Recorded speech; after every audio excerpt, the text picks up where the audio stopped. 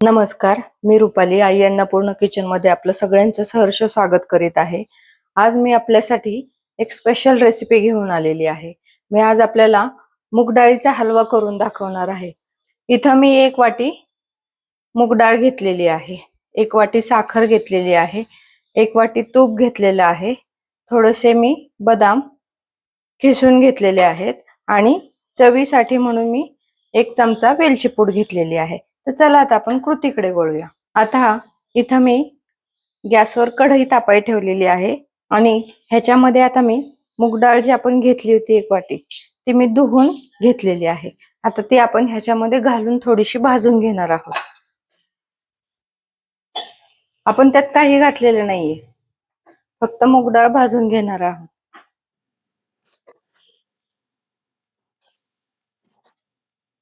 आपल्याला अशीच कोरडी भाजून घ्यायची अगोदर. ते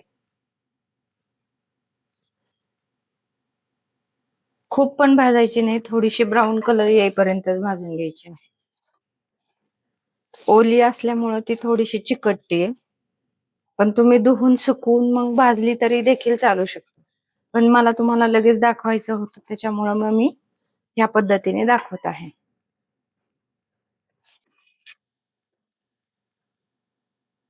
तुम्ही पाहू शकताय डाळीचा कलर थोडासा बदलत चालला आहे. आपल्याला खूप पण जास्त भाजून घ्यायची नाहीये, थोडीशी गोल्डन झाली की आपण गॅस बंद करून थंड करून घ्यायची आहे आणि मग मिक्सरला थोडीशी भरड काढून घ्यायची आहे. आपलं गव्हाची लापशीची कशी आपण भरड काढतो त्या पद्धतीने आपण ह्याला जराशी जाडसर बारीक करून घ्यायचं आहे.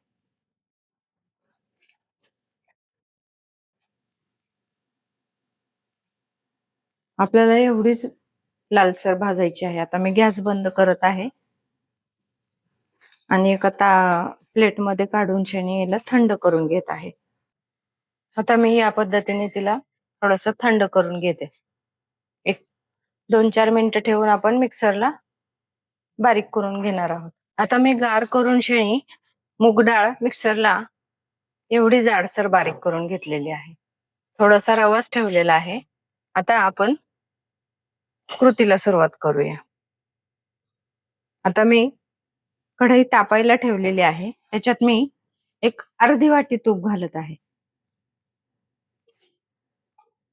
बाकीचं मी शिल्लक ठेवणार आहे, आपल्याला नंतर लागणार आहे. आता ह्याच्यामध्ये मी जो आपण बारीक करून घेतला आहे मूग डाळीचा भुगा, तो आता घालून घ्यायचा आहे आणि थोडस परतून घ्यायचं आहे.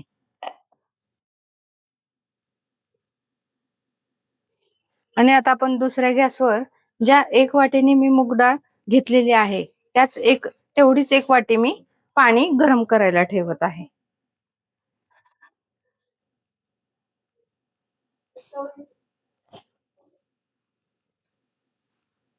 आता आपल्याला हा भुगा आहे ना, जी भरड काढली ती थोडस गोल्डन कलर येईपर्यंत परतून घ्यायची आहे.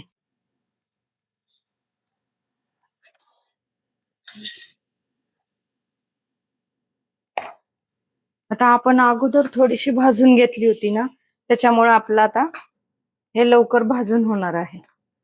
खूप जास्त वेळ आपल्याला नाही भाजावं लागत. ह्याला सतत एकसारखं आपण व्यवस्थित ढवळून घ्यायचं आहे. तुम्ही पाहू शकता आता हे बघा किती ह्याला तूप सुटलेलं आहे, पूर्ण फेस झालेला आहे. हे असं झालं की समजून जायचं आपलं व्यवस्थित भाजून झालेलं आहे. आता गॅस बारीक करायचा आणि ह्याच्यामध्ये आपण थोडस पाणी घालणार आहोत.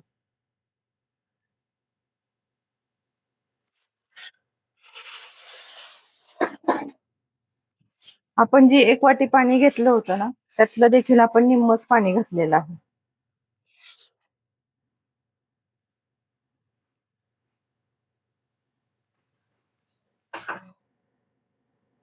ओतू जाण्याची भीती असते म्हणून आपण निम्म घातलेलं आहे. आता राहिलेलं ते पूर्ण घालून घ्यायचं आहे. 1 वाटी बरोबर पाणी जातं ह्याला. आपण जो काचेचा 1 वाटी बाउल घेतला होता ते प्रमाण अगदी परफेक्ट आहे. या पद्धतीने हलवा केल्यास तुमचा अजिबात हलवा बिघडणार नाही. आता आपण गॅस बंद करून ह्याला मंद गॅसवर शिजून द्यायचंय थोडस. आता आपण ह्याच्यावर झाकण ठेवून एक 5 मिनिटं ह्याला शिजून देणार आहोत. आता 5 मिनिटं झालेली आहेत. आपण झाकण काढून पाहूया. आता कडनी तूप सुटलेलं आहे, तुम्ही पाहू शकता. आता आपण ह्याच्यामध्ये जी साखर घेतली होती आपण 1 वाटी, तुम्हाला गोड कसं हवंय त्या पद्धतीने घालायचं. जर जास्त हवा असेल तर 1 वाटी घाला, कमी हवा असेल तर कमी घाला. आता मला गोड लागतं त्याच्यामुळे मी 1 वाटी घालत आहे. हे कारण प्रमाण परफेक्ट आहे. त्याच्यानंतर हे तूप हे मी अजून थोडस घालत आहे. मी आता थोडसच ठेवलेलं आहे, अगदी 2 चमचे राहिला असेल तो, ते देखील लागलं तर मी घालणार आहे. आता आपण हे व्यवस्थित हलवून घेऊया. कारण मुगाच्या हलव्याला जेवढं तूप जास्त असतं तेवढा हलवा परफेक्ट होतो. आता आपण ह्याच्यामध्ये वेलची पूड जी घेतलेली आहे ती घालायची आहे. त्याच्यानंतर जे ड्रायफ्रूट घेतलेले आहेत आपण, मी फक्त बदामचे काप घेतलेले आहे, ते मी सगळे घालत आहे. आता मला असं वाटतंय ह्याच्यामध्ये तूप लागणार आहे, तर मी हे राहिलेले तूप देखील घालून घेत आहे. पूर्ण घातलेलं आहे. आता आपण ह्याला व्यवस्थित एकजीव करून घेऊया. आता आपली साखर विरघळेल ह्याच्यावर आपण पुन्हा एकदा झाकण ठेवून एक वाफ द्यायची आहे. आता व्यवस्थित आपण हलवून घेऊ अगोदर.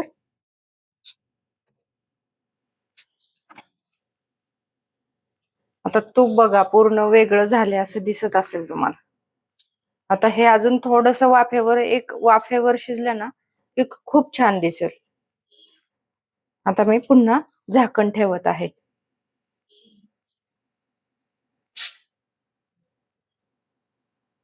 आता आपण एकदा उघडून पाहूया. तुम्ही पाहू शकता आपलं सगळं तूप वरती आलेलं आहे आणि अजून आपला हलवा व्यवस्थित शिजत आहे, फुलत आहे. माझ्या मुलीने मला आत्ताच सांगितलं की त्याच्यामध्ये मम्मी थोडी केसर घाल, म्हणून मी आता थोडीशी केसर आहे शिल्लक माझ्याकडे, म्हणून मी घालत आहे. तुमच्याकडे असेल तर तुम्ही घाला, नाही घातली तरी चालेल, पण केसरनी कलर खूप छान येतो.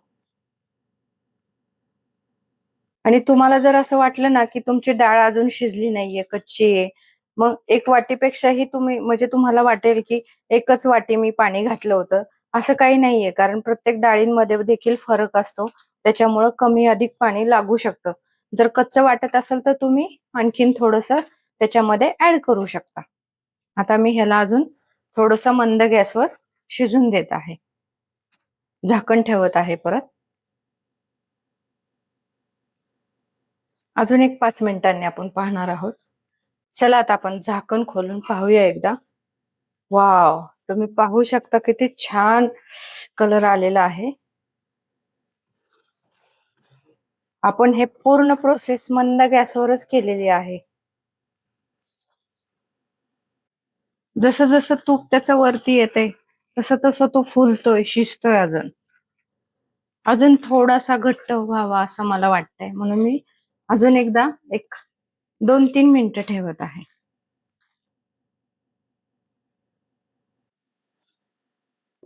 आता आपला हलवा तयार झालेला आहे, झालाच असणार आहे. आपण बघूया एकदा. आता एकदम परफेक्ट झालेला आहे, कारण पूर्ण तूप वरती आलेला आहे. आपला हलवा झालाय की नाही हे पाहण्याची ही योग्य पद्धत आहे. पूर्ण तूप सगळं वरती येतं आणि कढईपासून पूर्ण वेगळं होतं तूप, म्हणजे आपला हलवा परफेक्ट तयार झालेला आहे. आता आहे ना, मी एका बाउलमध्ये काढून तुम्हाला दाखवत आहे कसा झालेला आहे ते. तुम्ही पाहू शकता आपला हलवा किती छान दिसत आहे ना, किती छान झालाय. स्ट्रक्चर पण किती परफेक्ट आलेलं आहे. हे प्रमाण अगदी परफेक्ट आहे. जर तुम्हाला माझी ही रेसिपी आवडली असेल तर माझ्या व्हिडिओला नक्की लाईक करा, शेअर करा आणि सबस्क्राईब करा. थँक्यू.